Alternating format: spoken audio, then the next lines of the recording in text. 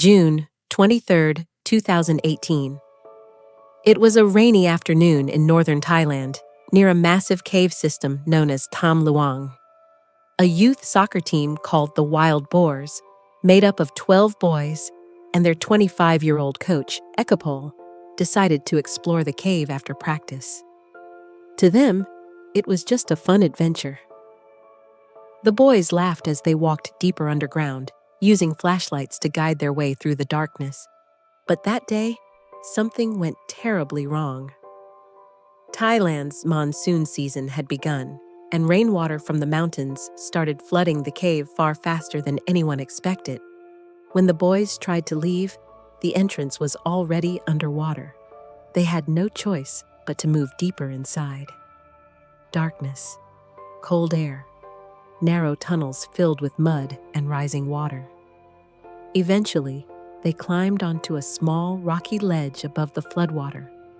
But now, they were trapped inside one of the most dangerous cave systems in the world. That evening, the boys never came home. Their parents began to panic. Soon, rescuers discovered the team's bicycles lined up outside the cave entrance. At that moment, everyone realized how serious the situation was. Locals knew Tham Luang could flood within minutes during heavy rain. By the time rescue teams arrived, much of the cave was already underwater. This was no longer a simple search mission.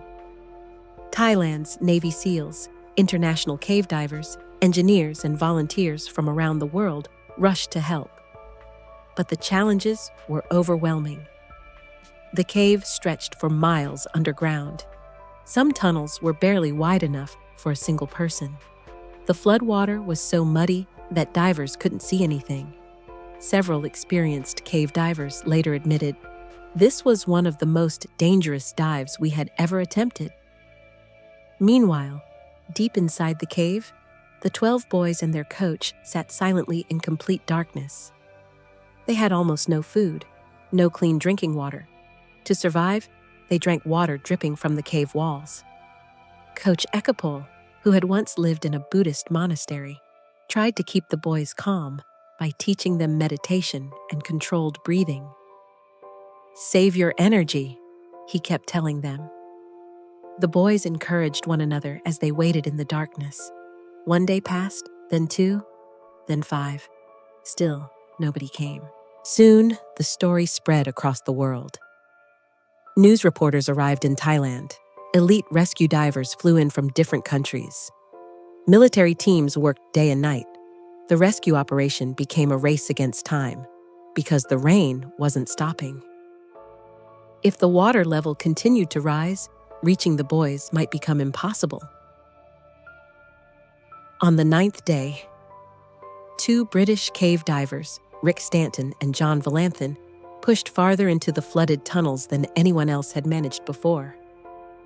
They moved slowly through the freezing water, following guide ropes in total darkness. Suddenly, they heard voices. Children's voices. As their flashlight beams reached a muddy ledge, they saw them. All 13 were still alive, weak, exhausted, hungry, but alive. The moment was captured on video and soon shocked the entire world. One diver asked, "How many of you?"